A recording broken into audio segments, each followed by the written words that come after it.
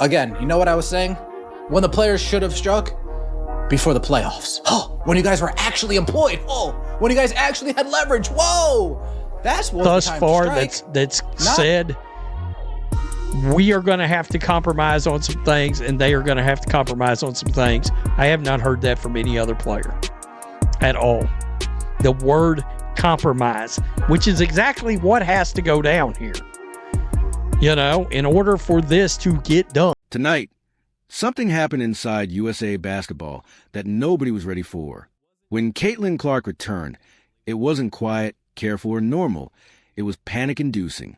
Before she even stepped on the floor, tension hung in the air. Whispers spread, side conversations flared, and rotations had already been decided. The plan seemed simple. Limit her, protect her, even bench her if necessary. Everyone assumed she would ease back in, sit through most of practice, and that control mattered more than dominance. They were wrong. The moment she checked in, the energy in the gym shifted instantly. Her first step was sharp, her movements precise, her body language radiating readiness. No hesitation, no rust, no fear. On the first possession, she read the floor perfectly. As the defense shifted, space opened. She pulled, and the gym fell into an uneasy quiet. The kind of quiet that signals to everyone that something fundamental had just changed. Blank. And if you know the type of players that Caitlin Clark are, that type of players Caitlin Clark is, if we're being honest, she is a player that she plays off instinct. If the love of basketball is gone from Caitlin Clark,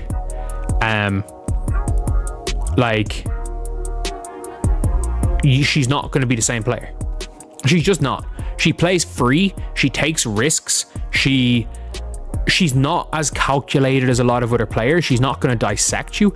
Like, there's a lot of players you see it in basketball that, like, they're calculated with all their movements. They're trying to pick you apart and, you know. On the next possession, the pressure intensified.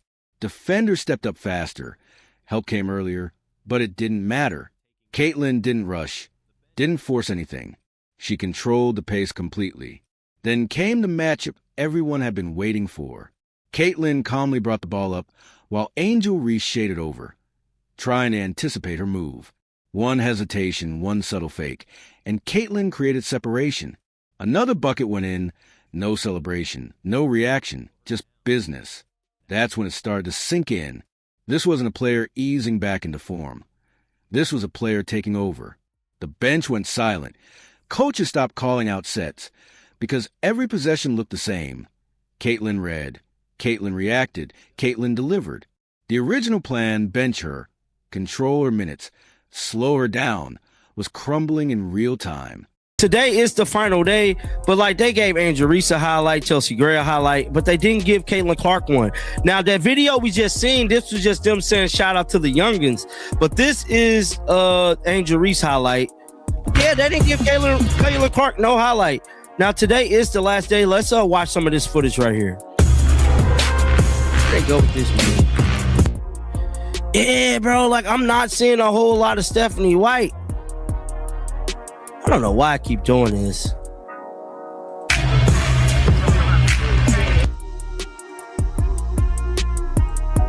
Yeah, I'm just not seeing a whole lot of Stephanie White. Because how do you sit someone who is clearly the smartest player on the floor? Caitlin starts pulling defenders out of position, creating shots without forcing a single look and stretching the defense deeper than they're comfortable going.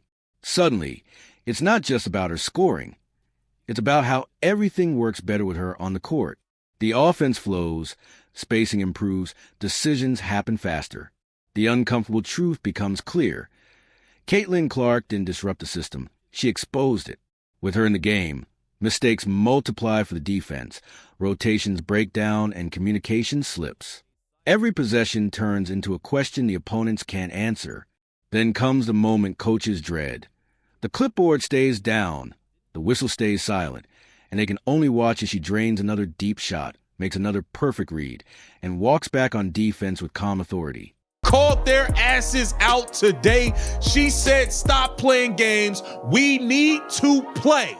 We need to play WNBA basketball. That is what our fans want. Caitlin Clark did not hold back. I got to show y'all the footage. Welcome to Keep the Vision. Make sure you like, comment, subscribe, share the channel, hit that bell notification, hype the video.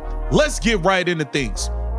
We have been watching this circus act, this clown show of a negotiation between the WNBA and the WNBA. And we've been waiting for Caitlin Clark to get next to a microphone and say something. No emotion, no hype, just control. And that's when the conversation changes. It's no longer a question of whether to bench her. It becomes how to build a team around her. That's the shift. That's the moment power changes hands. She didn't beg for minutes or demand attention. She earned it simply by being herself on the court. Caitlin Clark went and spoke out for the black women too. Y'all say anything. Y'all literally say anything. Cinnabon Clark, Hanson Clark 1, you are a clown.